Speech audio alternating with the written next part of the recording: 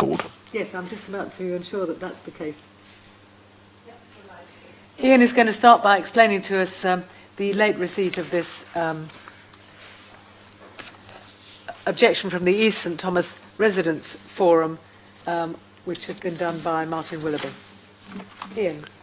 Thank you, Chair. Just to give the context, members, Mr Willoughby did contact us prior to the meeting, advising us of an intent to want to submit this letter to discuss for all 11 items on planning applications on today's agenda.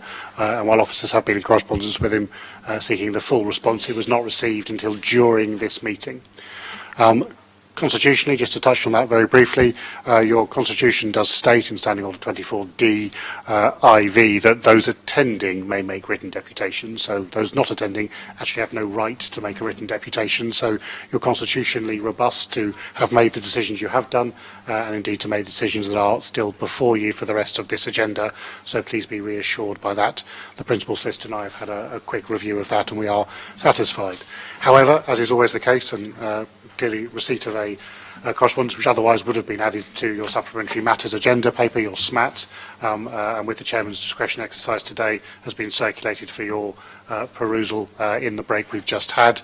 Having read it myself just now, obviously the East St Thomas Residents Forum have raised issues that we know are of concern to residents, so the impact of PD and enlargement of HMOs, the impact from use of HMOs on noise and social behaviour, waste management, traffic and highways, the overall impact this has on the housing economy and demand for housing within the city, and then a specific reference is made on the penultimate page to the 83 Margate Road decision, which obviously I mentioned to residents myself in the opening to the 85 Margate Road determination.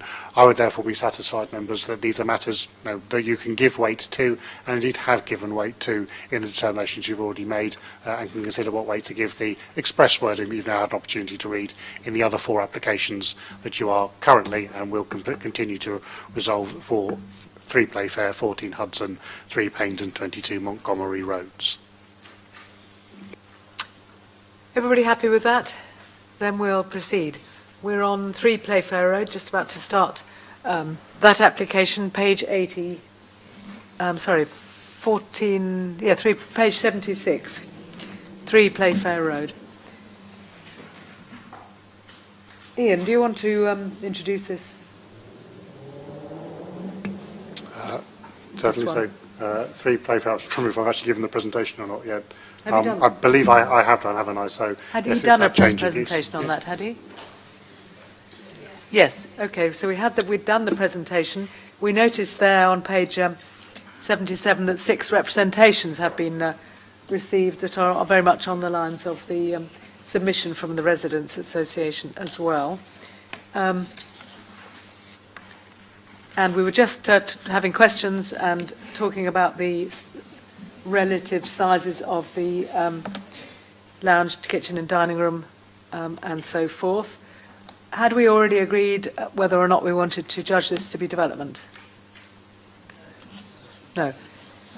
I suggest, as we've done with previous applications, we decide whether or not this is development. Is it material enough for us to consider it as a planning application? Darren.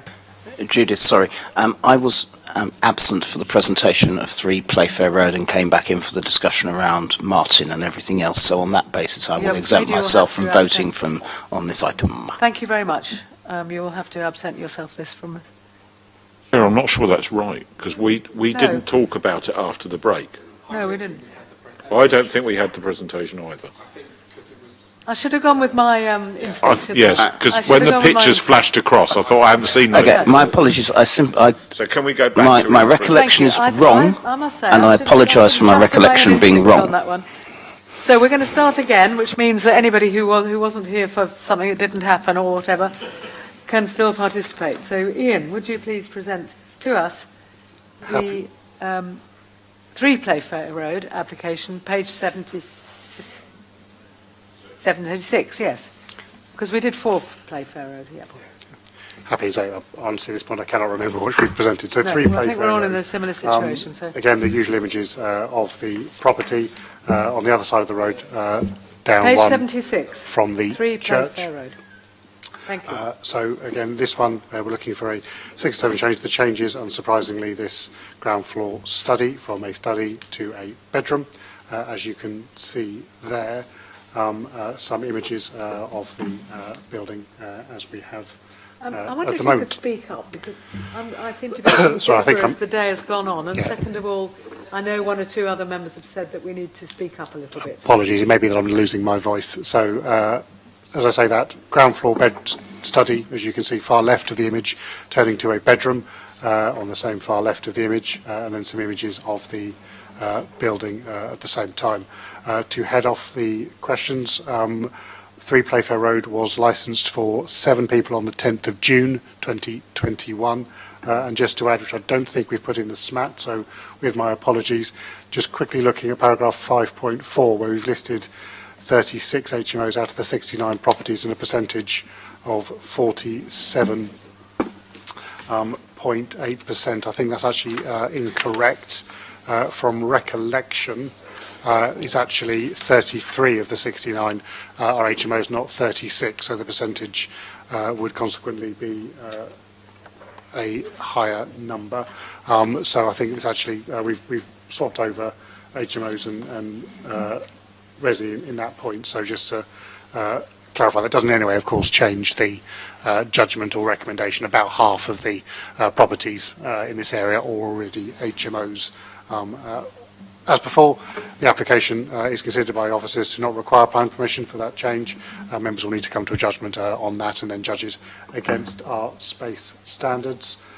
You can see from the table on 5.5 and the floor plans on above 5.6 that this fully meets our space standards in a similar way as number 4 did. Any questions for Ian? Steve? Yeah, Ian, this wording's slightly different on the title of the application, because it says change use in Class C for blah, blah, blah, for use by more than 6 persons without specifying a number. It says later on in the report on page 80 up to 7 occupants, but Yeah, it's just that the Eight application is mentioned. doesn't specify. Yes, indeed, we are obliged to take the applicant's description Yeah. in most cases, so they've put that in. Yes, we can confirm that the applicant, during the correspondence associated with the application, that this is an application for 7 occupants.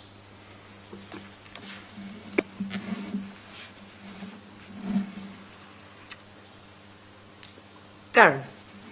Thank you, Judith.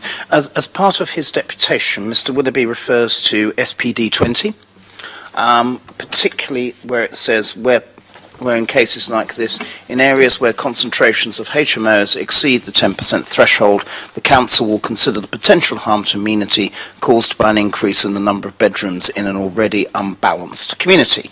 Mr. Willoughby then gives figures in the table below on that.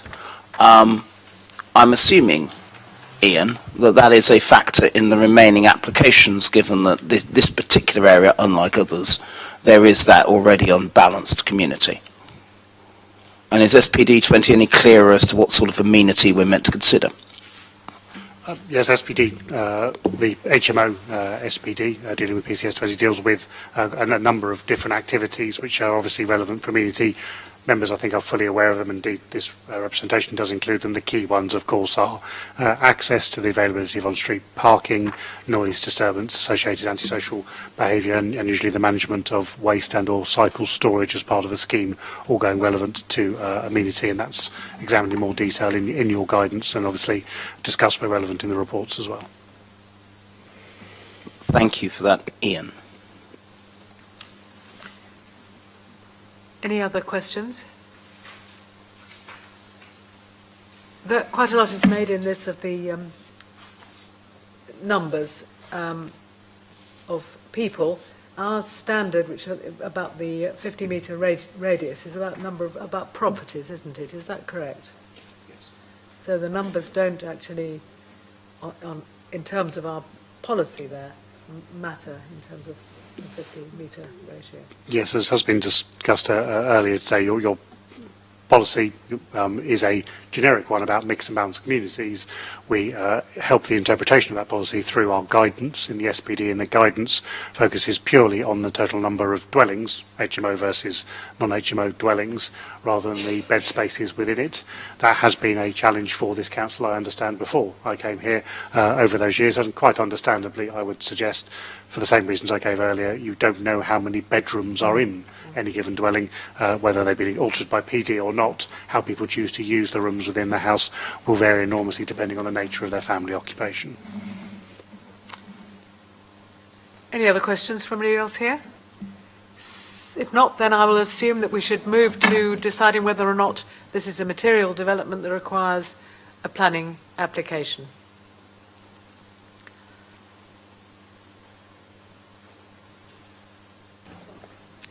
Would you like to raise your hands to? We haven't had a proposal yet. I was going to propose However, for a Councillor change. Simpson was available. Sorry? He'd already raised his hand. Russell had already raised I'm his happy hand. to propose Yeah, it based thank on you very the. much. We need a proposal. on the, Seconder, please. Would you like to articulate the motion? It was based on the beautiful words by Steve Pitt.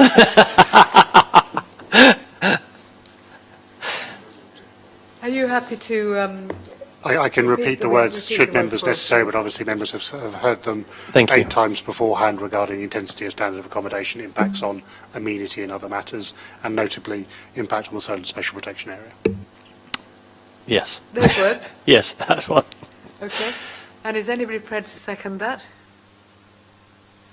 John will second it. Caught my eye first. And now we will move to take a vote on whether or not we think this should have a planning application.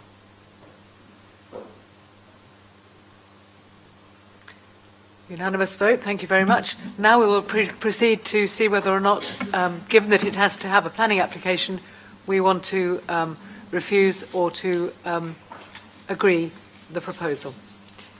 Are we on to comments now? We've asked the questions generally, but if anybody had a specific question arising for that previous decision, they could make it. Otherwise, comments now, please, on this application. We now know that it's going to be to 7 people, and would that be specified on any decision notice? No, not under the current drafting. Clearly, members can either impose an informative, to be clear on that, or ultimately, if they feel it's a justified position, impose a condition to be clear that that has been the nature of the determination. Any grant would obviously need the time limit condition, the approved plan condition that expressly lists 7 bedrooms, but obviously doesn't talk about the occupancy of those bedrooms and the appropriate nitrates restrictions, as previously discussed. So whatever we decide, I'm proposing that we put a limit of 7 on this in accordance with the planning application, whatever is decided. Russell. Yes, I just wanted to ask a question. I mean, I've seen this on multiple applications, multiple layouts. And I know this question was asked a few planning committees ago, but the use of the double beds with each time we see these implies that it's 14 and not 7. Now, we know it's 7, but there's this kind of element of what do we do to inspect to make sure it stays at 7 and that there isn't one couple that's going to be in there that makes it 8 or makes it 9 and so forth? So to assist the committee, that's very much what private sector housing does in the regular review for licensing. It's licensed for 7, as we discussed earlier. The Plan Commission is obviously regularising that licence discrepancy, if you will. Licensing undertake inspections both reactively and proactively to ensure that is the case. It is, of course, perfectly plausible, and indeed I've lived in a circumstance of this myself as well, where a bedroom may be occupied by a couple and another bedroom held empty to maintain that 7 licensable issue, where that bedroom is fit for double occupancy, which is obviously a larger 11 metre standard contained within, again, the private sector housing and licensing requirements. All right, now, Russell. Yes, thank Darren. Thank you. Just to assist Russell, if additional licensing occurs, one of the consequences of that will be there will be more people to do inspections because there will be more properties to be inspected. One of the issues that we've raised before, particularly with 83 Margate Road, was that number of bedrooms have been increased perfectly legally under permitted development, which comes back a lot of what the St Thomas Forum has just said. But yes, there will be. It is a consequence. There'll be more people to do inspections because there will be more inspections, which hopefully will deal with this. Scott? Just on the point about additional licensing, I mean, I do have a bit of experience in this area after the last couple of years of shadowing Councillor Sanders, which has been quite interesting. You notice about there being more inspections because there'll be more enforcement officers. There'll also actually probably end up being less HMOs in terms of the fact that the licence fees are going up, so they're actually probably not going to be selling them. So you might actually see this committee getting less coming forward rather than more.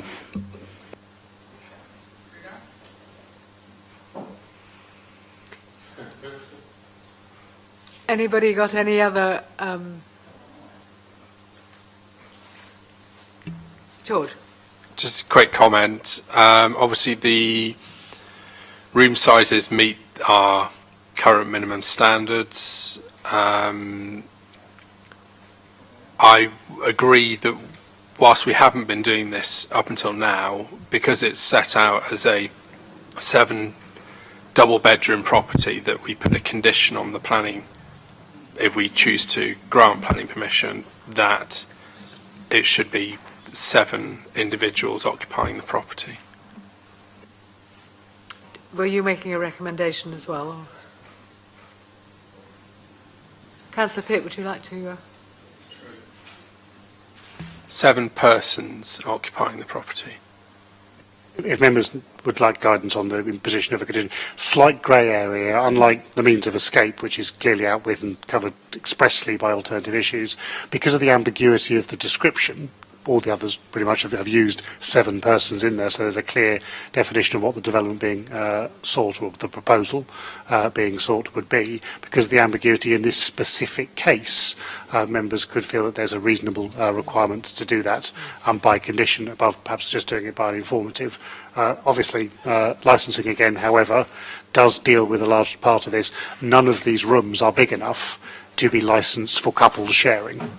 So licensing would prevent couples being in them. So there are scenarios where, and plenty of them we've seen, where bedrooms have been big enough for couples to share, and you could still have 7, or you could have, 2, 3 couples in a room and a spare, room in there. Again, a scenario I've lived in myself. So that would all be within it. In this case, if they wanted to put couples in these rooms, licensing would not be in a position to license them, because their minimum licence standard, which isn't in your HMO SPD, but is in your September 2018 private sector housing guidance, is 11 square metres for couples. So licensing will cover that for you, and thus there's not a necessity for a condition. However, because it is a grey area and the ambiguity of here, I don't think any lawyer would take you to task by imposing, as an exception to the rule, such a condition on this application.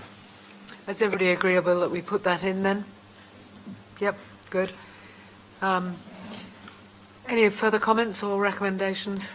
Russell, have you got your hand up? I can't see. No? Okay. Okay. Is anybody wanting to move a recommendation?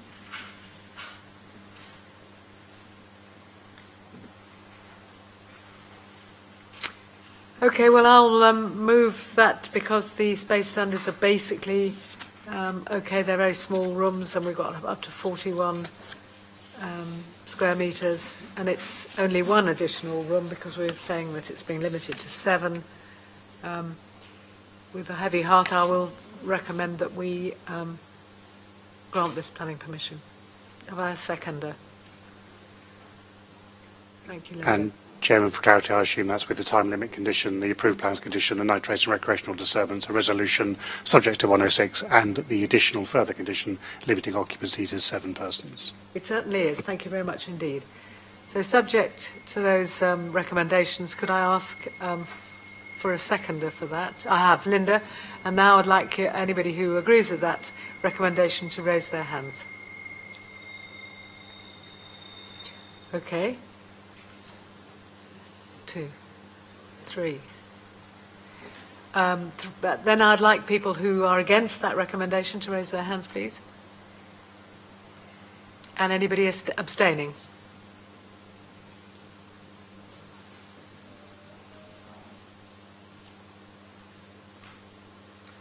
So 3, 4, 5 against, 5 abstentions. Yeah. Is it okay making a decision like that? Is that?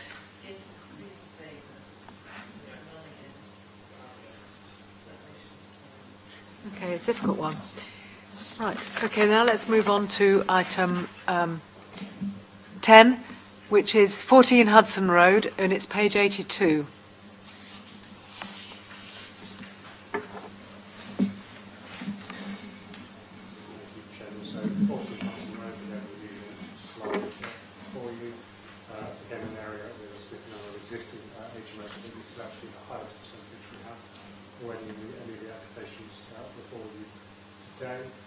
You can see on this existing floor plan, the existing layout.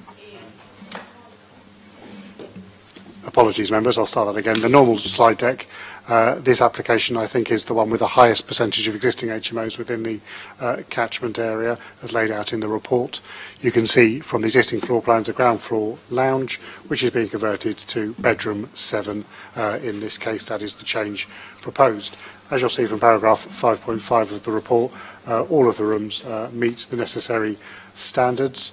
Quite a few of the bedrooms are over 10 metres, some are not, and consequently the communal space standard requirement is 34 metres, and they provided 34 metres, or 34.02 metres as the standard, so it fully meets your policies. Should they be relevant, again, members, it's obviously incumbent upon you to decide whether a material change of use has occurred, and consequently, if it does, as development, whether it complies with those policies, as I've just described it does, and whether plan permission should therefore be granted.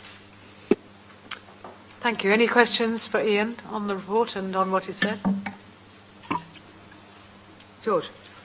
Could Ian please confirm when this was licensed as a 7-person HMO?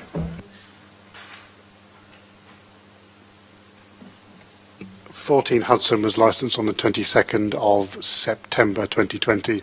I'm tempted to tell you the other two as well while I remember, but we'll get on to those in time. Yeah. Just to be clear, it was no, that's the next one. Yeah, 22nd of September 2020. Darren? Just as a process point, because I think George is going to carry on asking this all evening, which is fine, it might be useful to ensure that as part of the future agendas for these things, that the dates when things were licensed are actually on the agenda and actually form part of the report, because my notes are, my question was going to be, has a licence been secured on the basis of the evidence that was given by private sector housing? It might be sensible actually to say, it needs it, and this was the date, and that will, I think, will help us along the way. We will certainly ask private sector housing to include that in their responses in the future. Yes. Thank you very much. I think that's a good idea. George? Can Ian clarify when the application for certificate of lawful development was granted? Because the date appears to be a little bit skew-whiff.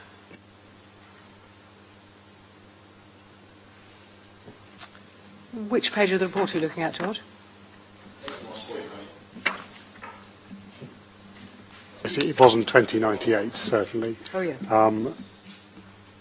I will have to have a look through our records, or indeed ask my team to do so. I will provide that update for you. This is the certificate of lawfulness that confirmed the use as a house of multiple occupancy, which says in here, granted 2098 for an application made in 2019. So some point after 2019, but I will confirm that for you once I've had a chance to ask the team to dig that out.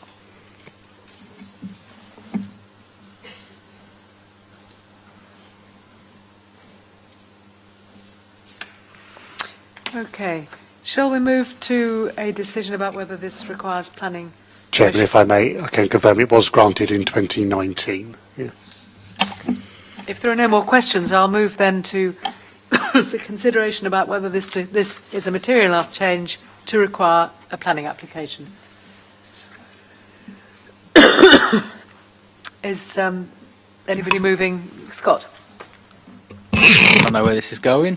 Yeah, I think it does. I think we'll use the same wording that we've used all blimmin' evening. So yeah, I propose that one. Second that one. George will second that. We will go with the same wording as before, Ian, if that's okay. So having decided that this does require planning permission, we now need to... Oh, note. Thank you very much. It is a team effort. Would you like to show hands as to whether or not you agree that this requires planning permission?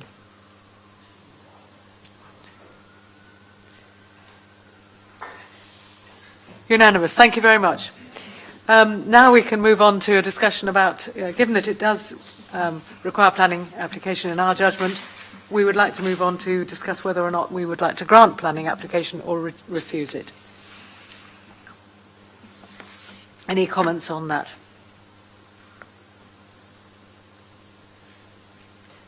Chairman, and with apologies because I have it in my notes, but I didn't present it, just to draw members' attention, obviously, to paragraph 111 of the report. This was an application that's gone through a previous appeal for non-determination and was deemed to be found acceptable on all material matters, barring that nitrates matter, by the planning inspectorate. So one we've seen, obviously, in the past. Slightly different, of course, in that the standards do actually meet our full our compliance standards as well. And it was a non-determination, that's right. So that paragraph 111 is significant to us, as is the measurement of the rooms. And they do have, there is ensuite in this case. Would anybody like to make a comment and move to a recommendation, George? The communal area with the kitchen is down the end of a long and narrow passage. Whilst determining this in its own merits, we have previously refused an application on the basis of that from comments from a planning inspector. Just putting that out there. I was also, yeah. They get out. There's a door on the side of that room, isn't there, to get out to the bicycle storage show.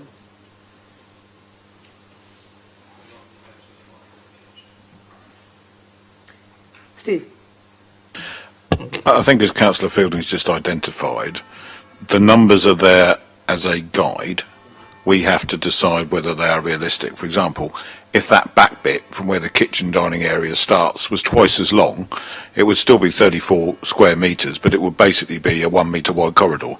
Would that be appropriate living conditions for the people who live in it? And the inspector, on a couple of different occasions that we've seen today, has picked up the long and narrow feeling. Now, this one is different, however, because the access door to outside is not halfway down the room and causing an awkward route. It's at that end of the room. So, but actually, you only had to look at the picture. It's impossible to put a dining room table and chairs in that space, allow enough room for people to walk past without putting the table and chairs against the wall.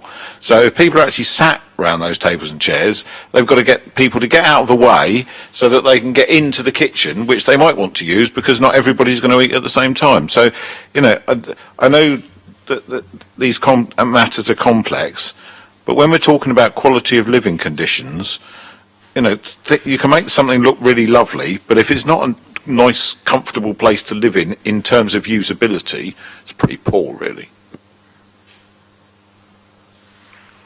Any other? Does that lead you to any conclusion?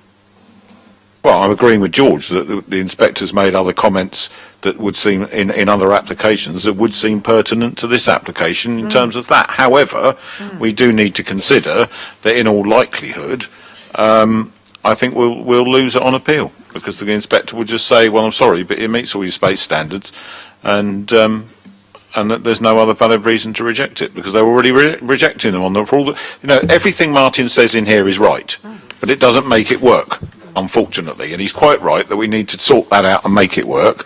But in the meantime, we've got a deluge of these things coming through for reassessment. So I think we're damned if we do and damned if we don't, to be honest. Yeah, this one's particularly difficult for that balance, isn't it? And for the fact that on the figures it meets the standards, and the cycle, you could get a bicycle out that end, as George says, and it's but it is narrow.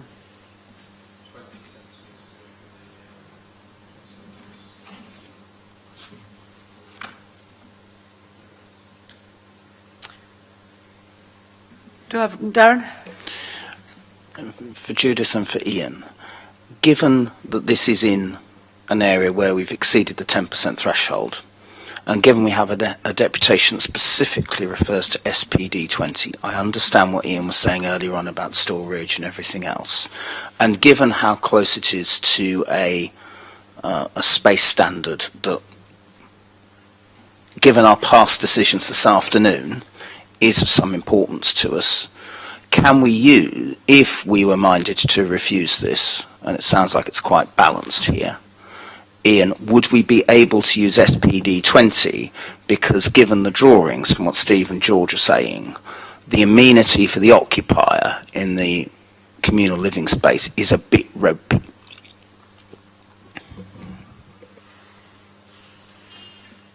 Chairman, do you wish me? Yes, please answer. Yes. If we can just put the presentation back on, there are, I can't remember if I presented them to you, some photographs obviously of the site, so you can see specifically what the layout actually is in the real world. So there's from the kitchen and looking down at the dining space. Like other schemes, yes, that dining space acts as a thoroughfare to the kitchen. I don't know if anyone has a kitchen diner in their home, a very common layout, that's pretty normal. In this case, because they've chosen to place the exit door to the outside right at the bottom end, it doesn't actually act as a thoroughfare to the garden, so it's distinguishable in other circumstances through that. So we'd be suggesting that having a kitchen that one accesses through your dining room is an unacceptable living environment. I would challenge you on that point. So there's a point around that amenity issue. The broader issue around the prevalence of HMOs in the area, again, we can go back to the point that you don't have a policy on bed spaces, so there's nothing in that policy to utilise for a reason for refusal. This is whether you're making an individual assessment of the nature of the laid out space or using your numbers, and to say it's only just over the requirement is obviously a hiding to nowhere. You have a requirement. If you have any, you've refused floor playfair for being only just under the requirements. Got to be fair here on that basis. Yes, it's quite right and proper if they meet the numerical requirement, but the layout is just unusable, that it shouldn't be used. To suggest that the layout, as you can see in the photographs here, is an unusable one, would therefore apply to pretty much every HMO and many family homes that I'm aware of. And all of, another comment from the chair is they've all got en suite, unlike some of the others we've seen today. I think 30, just a tiny bit over 34 metres squared, isn't it? These are very difficult. It's always either side of a grey line. I'll propose from the chair that we do agree to the planning application, given that the basic size standard has been adhered to, and it isn't a through room to the back, and there are bathrooms and so on and so forth. Do I have a seconder at all? I propose that, subject to the conditions that we had before, including nitrates. And do I have a seconder? No. Okay. Well, then, would somebody else like to move an alternative recommendation?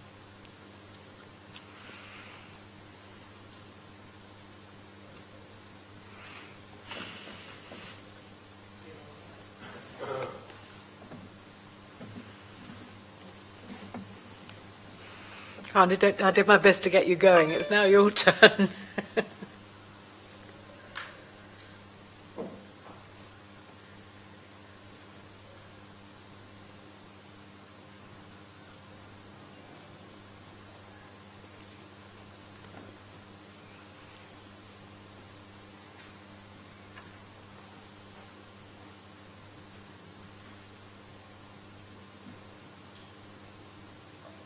I guess you were all going to abstain, were you? That's rather nice. They are difficult, these applications, and we have to think of the public interest, and we have to take into account what's been raised, which is the quality of the environment is not ideal.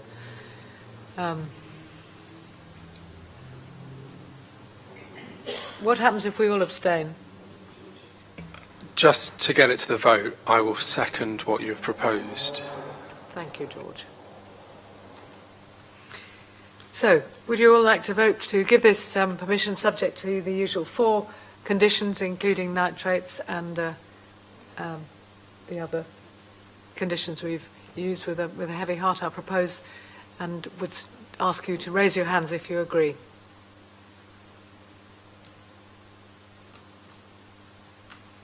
Okay. Can I ask you to raise your hands if you don't want to give it planning permission? You want to reject the application?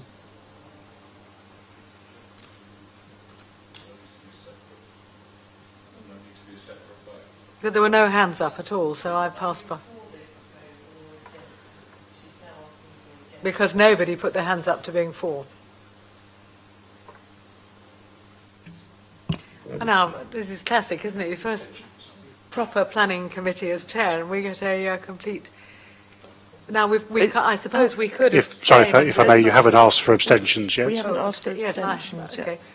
okay. Can you put your hands up if you want to abstain?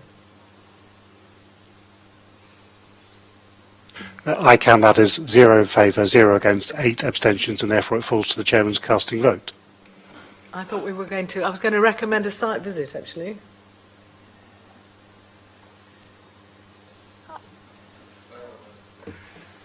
Can we get some legal advice on, I think we are required to come to a conclusion, aren't we?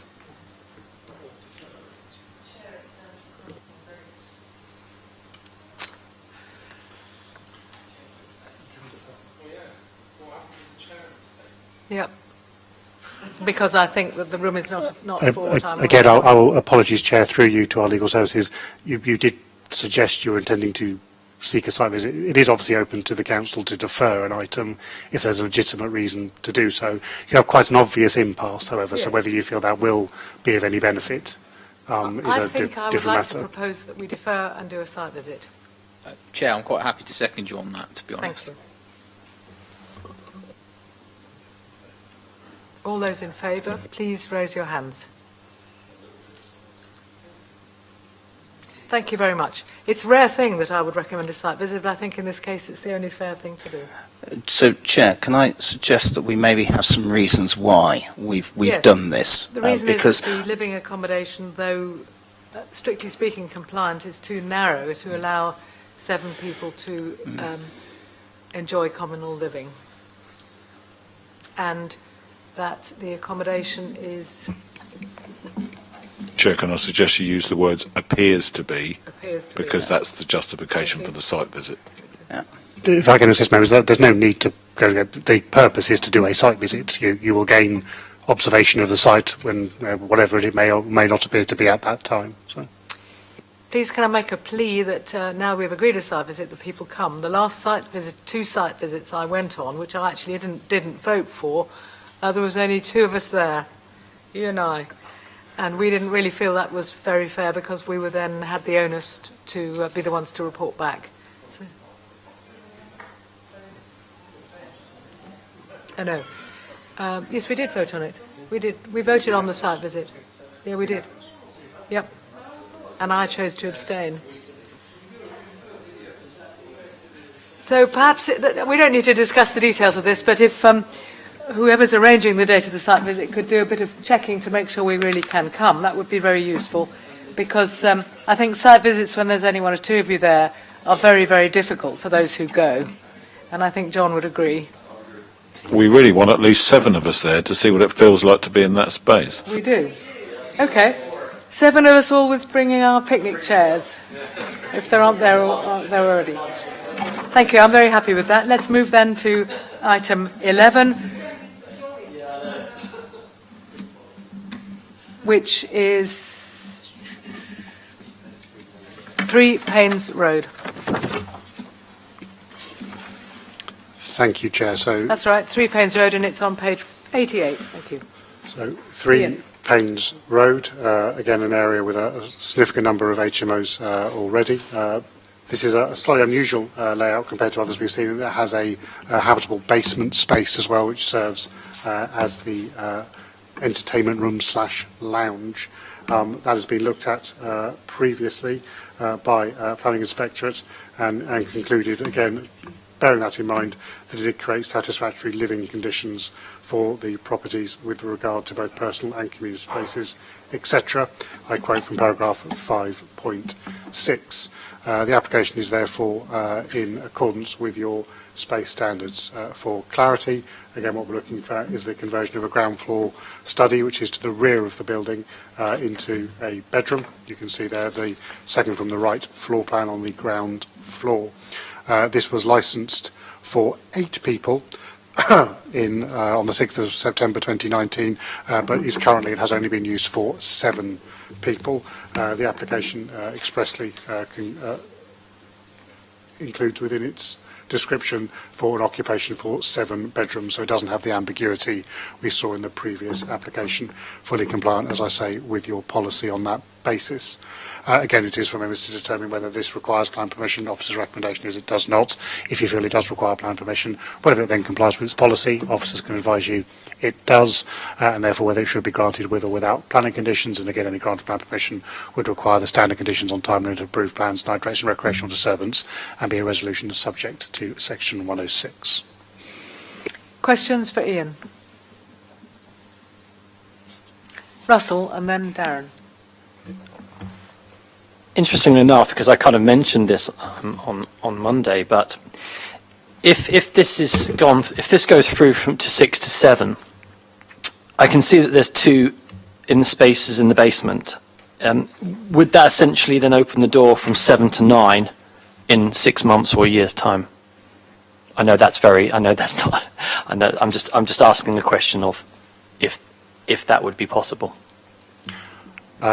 No, it would open the door to 7 to 9 tomorrow, should they wish to apply for planning permission to make that alteration, including the physical alterations necessary to make those rooms habitable, i.e. provide appropriate outdoor amenity and space. I'm unaware if either of those spaces that are grey boxes on the plans are actually rooms or habitable rooms currently. The plans certainly show no access to them, and again, not unusual to have, obviously, in a basement plan, non-habitable space included, so that would require plan permission potentially for those physical alterations, and in any case would require plan permission for that change from the 7-bed to the 8 or 9-bed, if members were of the opinion that that was a material change of use.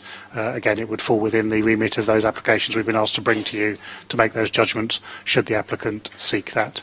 As always, members, it's incumbent upon you to determine the application in front of you, not what you might think happens in the future. That is obviously a hiding to nowhere, to be blunt, and would be considered profoundly unreasonable to suggest further development or further alteration would occur. You must judge the application on its merits in front of you. Thank you. Darren. Thank you, Judith. Coming back to the here and now, I'm particularly concerned about paragraph 3.3, which calls for better ventilation for basement windows. Given that it's a basement, which is different to the ground floor, the first floor, and secondly, particularly the desire to have proper ventilation due to satisfying COVID guidance, I wanted to know, again, if this were to be approved, whether that would be a suitable planning condition, particularly given that this is an area covered by SPD 20. Sorry to keep referring back to that, but it is an amenity issue. Apologies, I was just pulling up the That's appeal right. decision on this so I can give you the inspector's judgment on this, but could you repeat your specific question? That's okay. So paragraph 3.3 refers to basement windows and saying the need for greater ventilation in those windows. Given that those are basement windows, therefore it is a basement, therefore there would not normally be windows, there would not normally be flats unless you have planning permission in there. And given the need to ensure that we have as much ventilation as possible, both in terms of satisfying our climate emergency goals and also in terms of satisfying our COVID protocol goals, would that be a suitable planning condition? But essentially, unless that is done, well, we would ask for that to be done. Is that something we could put in as a condition? So again, you're in that difficult crossover area between, because that's again private sector housing have looked at that for their licensing needs, and it is therefore, and the standards they quote in that issue that 20% of the floor space must have standard windows isn't a planning requirement. So you would be directly attempting to import a separate legislative regulatory regime into the planning service, which is probably the step too far to incorporate that. This, as I say, has been looked at by the planning inspector at this issue, and to quote from the planning inspector's decision, we've paraphrased it in 5.6, but to give you his full wording, that's come from, which is dealing with the matter of the usability and acceptability of the amenity spaces for residents. Passing through the dining room to access the kitchen can be done with reasonable ease, although in a basement the lounge receives adequate natural light from an almost full-height glazed window which opens onto external steps into the garden. Whilst outlook from the basement is limited, the dining room and kitchen both receive adequate natural light and have a satisfactory outlook with existing windows. The inspector has judged for the planning purposes, because obviously that technical specification regarding the percentage of wall space and indeed that ventilation issues are private sector housing and building control. For planning purposes, the inspector's looked at exactly the issue you're looking at, the quality of the living environment in that basement, and has added additional details for you that it has an almost full height glazed window and external steps to the garden, creating an adequate natural light and consequently an appropriate living environment in his opinion. That's obviously an opinion shared by your officers in this recommendation.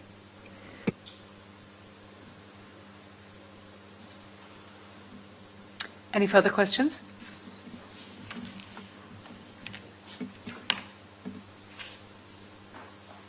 Because clearly if we take out of the consideration the basement, deeming it not to be very suitable potentially, we only get 27 square metres from the kitchen.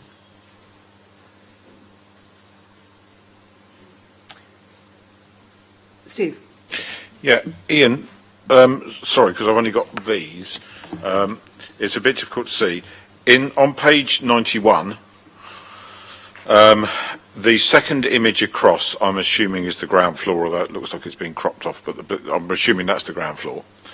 The bit that's at the top of that picture, is that bedroom 7?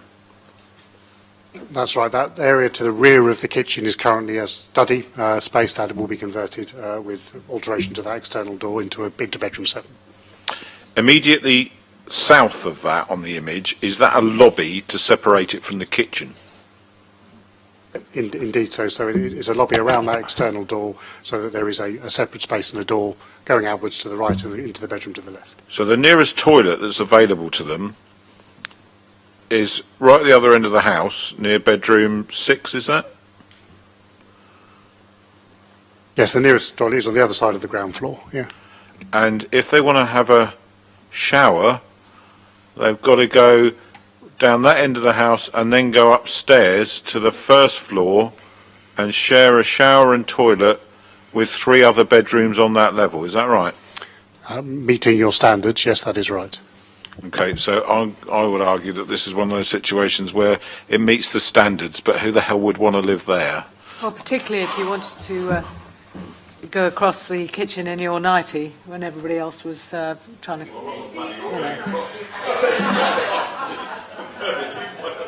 know. My point exactly. Good. Russell? Yeah, just to point out, actually, that it's not just that bedroom. There was also the other bedroom as well. So essentially, we were talking before about how it being, in this case, it's 5-to-1 shower. But, yeah, it just seems not ideal. Members, I will again have to give you the caution it fully meets the standards that you apply both in your SPD and the private sector housing.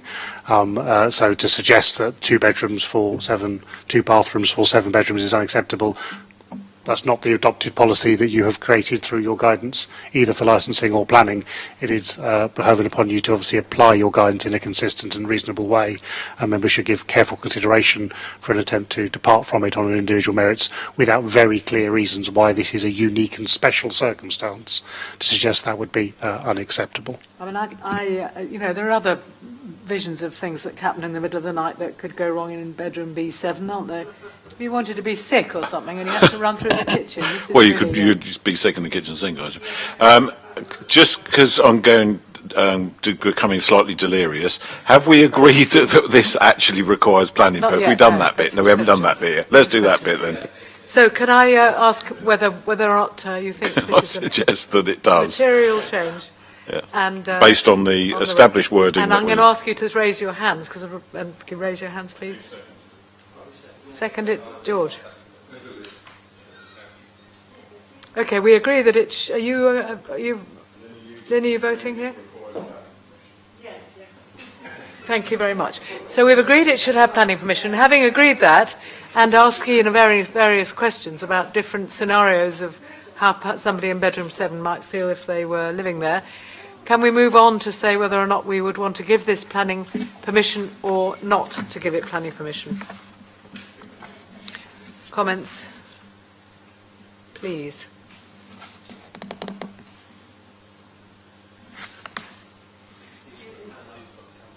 Steve. Okay. I think this one's different to all the others, and I think this is an example where the letter of the policy is being met, but in achieving the letter of the policy, it fails to provide quality accommodation. So I'm not going to use PCS 20 for this one, because it clearly does meet the standard that we've asked for in the SPD, which is guidance. But PCS 23 is relevant here because this is about the quality accommodation and the quality and therefore the experience of the people living in that accommodation. And if you're in bedroom 7, I don't think that although the number of bathrooms etc is policy compliant, and we need to be clear in the statement we make here that we recognise that to be the case, what those numbers are not intended to do is just, this is the numbers that you need on a list, and how can you slot them into that without any consideration of the people that would live there. So I would say that it does fail. It might be adequate, which I think is the word that's been used in the feedback, but it is not of any quality. And I think there's a difference between the two. So the inspector didn't, I'm not going mad, am I, because it's the amount of things. The inspector previously said satisfactory living conditions. We're not looking at satisfactory. Satisfactory would be the living conditions under the SPD, but it would not meet quality definition of PCS 23. So I think there's a qualitative difference between the two. I'm sure Ian will tell me I'm wrong, and I understand why he feels he has to. But I do, looking at that, you've got, like going into a basement, if we start to see a whole string of these things coming in with basements dug out as well now, I mean, where's it going to end? Incidentally, anecdotally, this happened in London. In a number of very expensive multi-million-pound properties where people inadvisedly excavated their basements, and the next thing they were faced with was coming home to find a pile of rubble. And I know we cite building control. You try and get building control to go out and actually look at this stuff in a meaningful way, it's really hard. Especially in the COVID environment that we've been in. They just don't have the resources. So I am worried about that, and I actually don't like the look of it at all. We turned down one in Fawcett Road. As you go down from the longer bit of Fawcett Road into what I call Old Fawcett Road by the Golden Eagle, just before you get to the corner where the chip shop used to be when I was a kid, if you look across, there's a basement. And that basement has a wedge-shaped glass block on flat on the ground, and then a ledge just inside. That is the only light for that room, and we turned it down for planning permission, and that was upheld as not suitable, and it's full of stuff and people are using it. Now this is the issue we have here, is about actually enforcing these things even when we're successful. So going down this basement route again, we looked at one a couple of years ago. It was like the back hole of Calcutta. That's their lounge. This is not a cinema room, it's their lounge. Not everybody wants to sit in a lounge and watch a film. So I think for the position and the layout of the building fails to meet a quality standard that we require from PCS 23.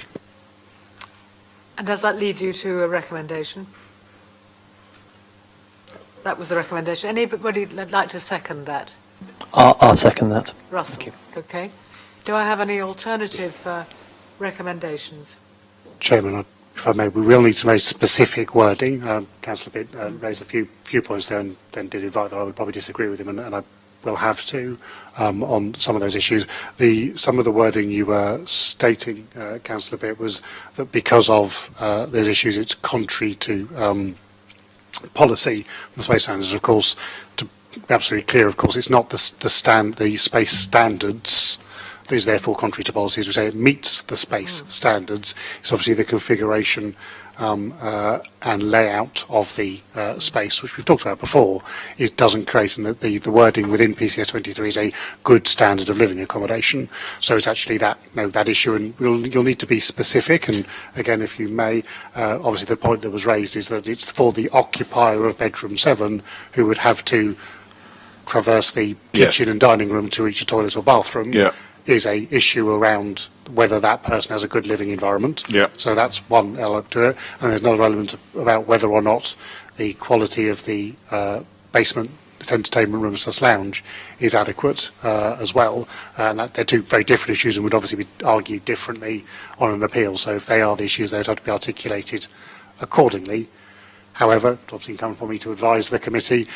These are matters. This is an application that has already gone through appeal, and those matters have been looked at by an inspector, and it's entirely unaltered as it comes forward to you today. And obviously I would draw your attention to paragraph 110.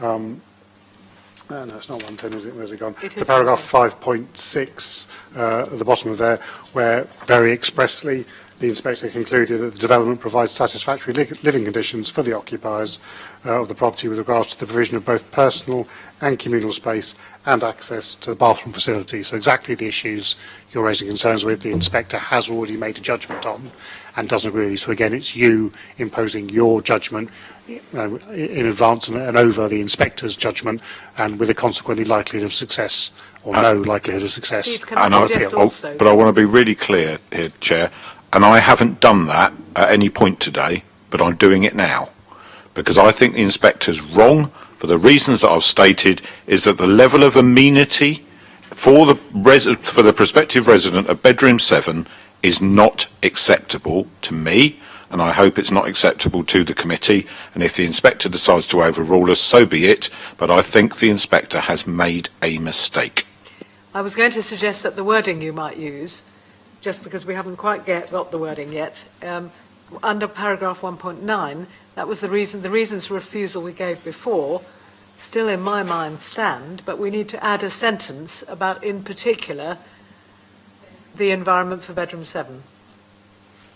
Yes, it probably just needs... If you could tweak that, maybe that would do. Yeah, the proposed development will give rise to poor quality living environment, particularly for the proposed occupant of bedroom 7 and other future occupiers of the property, having regard to reduce... the rest of it's not really as relevant. The main thing is, I cannot believe somebody would want to live in that bedroom, the other side of a kitchen, miles away from a toilet or and a different floor away from a shower. Every other configuration we've looked at today does not fail on that judgment. But I always try and look at these things. Would I live there? And in lots of cases, as much as I might be reluctant to and not particularly want to, yes, I could. Would I want to live in that room, nowhere near a flipping loo? No, I would not.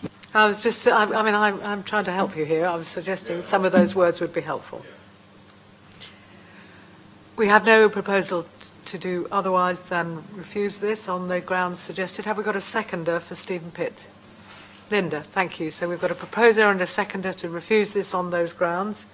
Ian, have you got sufficient words for us on that? I was just wanting to double check that. I'm just pulling that out from there and making sure that the alteration you're discussing is the key matter that you actually want in here. So the only point Councillor Pitt has put forward specifically is the proposed development will give rise to a poor quality living environment, taken from that paragraph 1.9. Obviously it's only for future occupiers, because the distance to bathroom is the same for the existing occupiers. So for future occupiers of the property, due to the distance from bathroom facilities to the future resident of bedroom 7, and that would be contrary to PCS 23 of the Portsmouth plan. So that would be the reason for refusal. Is everybody happy with that? The seconder and everybody else happy with that amendment? Do you want something else, Stephen? Okay. So can I ask you to raise your hands if you agree we should refuse it on those grounds, together with the nitrate grounds, of course.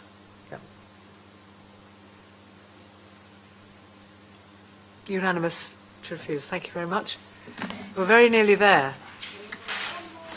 We have one more, which is page 94, 22 Montgomery Road, Southsea.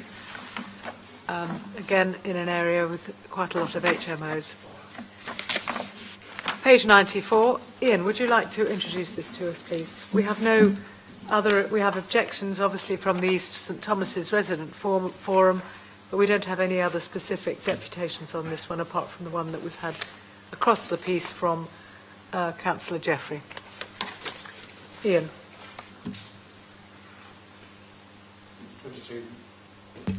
22 Montgomery Road. Bear with me.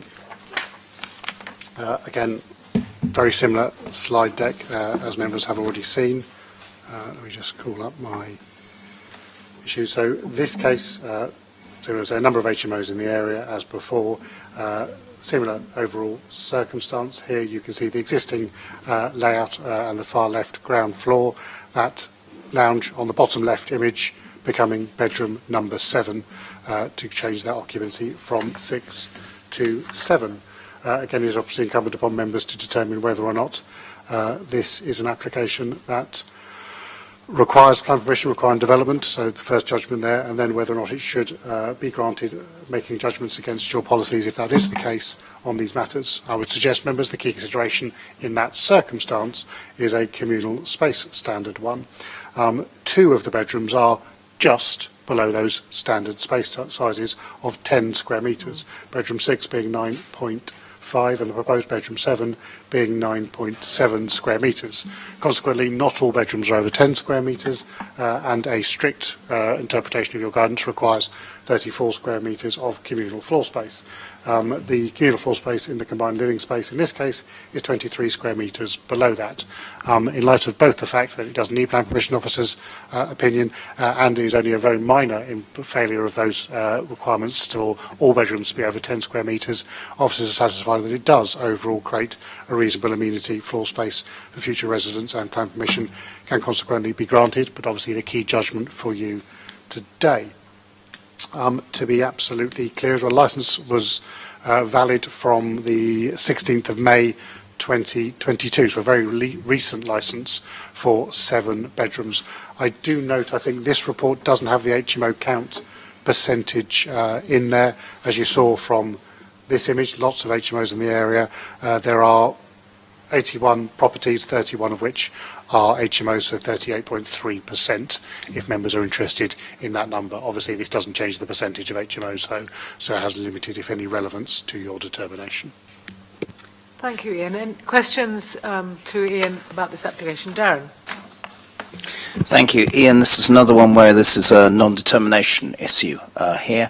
What is the current situation with regards to the appeal for non-determination? So we still have exactly the same, still have no start date, so it's still within your gift to make a determination of the application with obviously consequent outcomes for the applicant, I'm sure. Thank you, Ian. That was my only question. Any other questions? No. Now it falls upon us to decide whether or not this is a material enough change to warrant a planning application. Darren? I believe it is, for the reason, again, using the words that we have done at every single previous opportunity as amended by Mr Maguire at about 3 o'clock this afternoon. Russell? I'll second it. Thank you very much. Do I have any alternative recommendations here? If not, then we'll move to a vote. We're voting on whether or not we agree that it needs planning permission. And all those in favour of that, would you raise your hands? That's everybody, thank you. Now falls upon us that we've agreed it does need planning permission to decide whether or not we should approve this application or should refuse it. It's a question related to that part of our deliberations. Ian, I noticed that there seems to be a discrepancy on the table and for the room sizes and those on the actual floor plans. So is that the developer has conveniently rounded them up to 10 metres squared? So that they thought that we might decide that the combined living space only needed to be 22.5 metres squared. I mean, it could be a genuine mistake, I suppose, couldn't it? But there's that we did separate measurements and found them to be different. Yes, two key issues there to give members that reassurance that officers do scrutinise plans. We don't just take people's word for it. We've undertaken our own assessment of these plans, and yes, I can confirm, as is normal mathematical custom, these numbers have been provided without decimal points and thus appropriately rounded, and they both 9.5 and 9.6 would correctly round to 10 metres, but as point of actual fact, they are a couple of square foot. We're not talking big numbers. It's a very fair representation, if it's a slightly cheeky one from the applicant.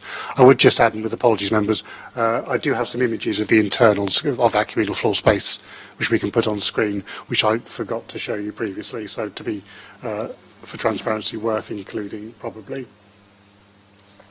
So there you can see the outside space, and that is looking up through the kitchen to the dining area, and obviously looking downward, sitting area in this case, and looking down through the sitting area to the kitchen. So you can see, so it is a relatively constrained space, undeniably, but obviously furnished to high quality. But that is the appearance of that communal space. And just for completeness, there you go. There's the bedrooms as well. They look like bedrooms, and a bathroom, which looks like a bathroom. So just to give you the imagery for that space as laid out at the moment. Another question here. In this case, if you had a bicycle, could you store it at the back, and would you go out through the French windows? Yes and yes. Yeah.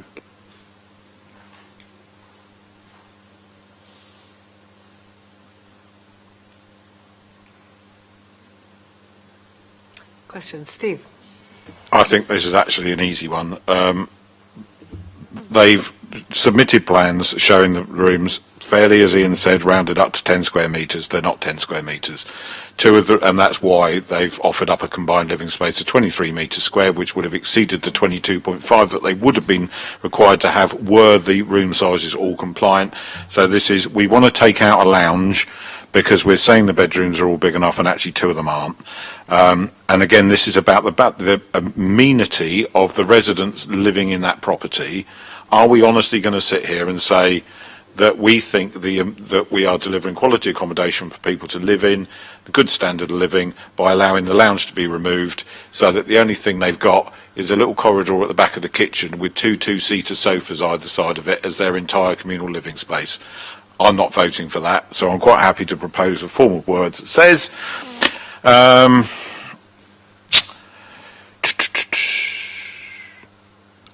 in terms of the communal area, the communal kitchen living area would meet the requirements for a 3 to 5 person HMO. However, as 2 of the 7 bedrooms do not exceed 10 metres squared, the reduction in communal space to be provided cannot be applied, and the requirement is 34 metres squared. Having regard to the shortfall of bedroom 6 and bedroom 7 and the size of the remaining 5 bedrooms which do exceed 10 metres squared, it is considered on balance that the communal living space is insufficient, which is basically, Ian, turning your paragraph 5.6 into a negative.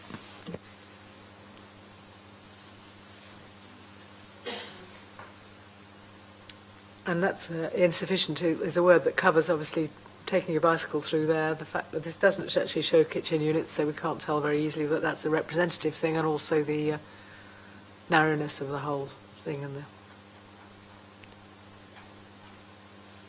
In percentage terms, it's a 32% shortfall on our space standards. That's too much. Darren. Thank you, Chair. I'm happy to second that for the same reasons that Steve has outlined, and I just wanted to offer up some observations from today as well as for this application. I think today... to save that for the very end. Okay, I'll happily do that. On that basis, I second what Steve has just said. We won't spend long on it, don't worry. Any other observation, comments, or anything that people want to say about this application? We've got a proposal to refuse and a seconder. Is there anybody who wants to accept the application? No? Okay. So, yes, I'm just about to say that. Well done. I think we need to make sure that the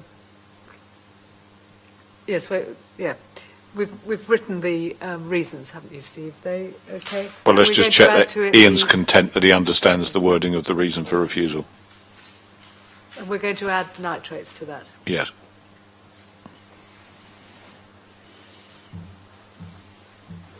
So, entirely understand the point. So there's almost more words than we need, I would suggest. But Oh, by all means, take some out. any in particular. So to convert, as you've just read out, I think what I captured is while in terms of the communal area, the communal kitchen living area would meet the requirements of 3 to 5 HMO, as 2 of the 7 bedrooms do not exceed 10 metres, the reduction in gross cannot be applied. All of that's fairly superfluous, because that's how we come to it. The key issue is, having regard to the shortfall of 0.5 and 0.4, and the size of the remaining 5 bedrooms, which do exceed 10 metres, it is nevertheless considered on balance the communal living space is insufficient.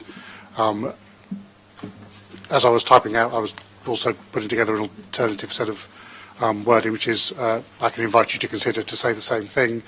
The proposed development would give rise to a poor quality living environment for existing and future occupiers of the property due to the inadequate provision of communal living space, having regard to the shortfall of bedroom 6 and bedroom 7. This would be contrary to policy PCS 23 of the Portsmouth Local Plan. Yeah, I was particularly keen on keeping the words on balance in there, because an inspector looking at this will look at the on balance decision that officers made that it might be okay, and we're saying on balance it's not okay. So we're not massively disagreeing with you because you weren't 100% enthusiastic with it in the first place, but on balance you thought it was acceptable. I'm saying on balance we don't. Again, that planning balance is implied across the board, so we can include that. So we would simply proceed to say that on balance, the proposed development would give rise to a poor quality living environment. And I think we also wanted the word insufficient in there, didn't we? Because it's insufficient in more than one way. Yeah. I had the word inadequate. I will change that to insufficient. Would you like me to read that again for clarity? Do you want that read again for clarity? I'm all right with it.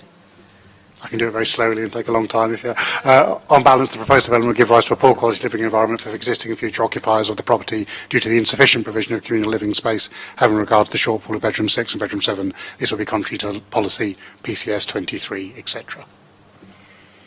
And the nitrates. And then obviously a reason for refusal associated with nitrates and recreational disturbance, which would require Section 106 to resolve an appeal, would be added. Thank you very much. So now we need to move to a vote on that. And can I ask for a show of hands for those who agree that we should refuse?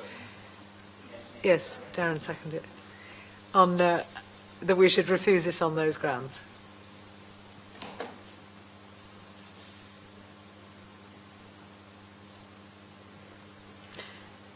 Well, thank you all very much. We've had a long meeting, and I thank you all very much for your patience, and especially your patience with me fumbling a bit, as it's my first meeting as full-time chair of this committee. You wanted to say something, Darren? Do you want it on record or not on record? It can be off if required. It's just a series of, you can switch it off if you wish. So I'll declare this meeting closed. Darren?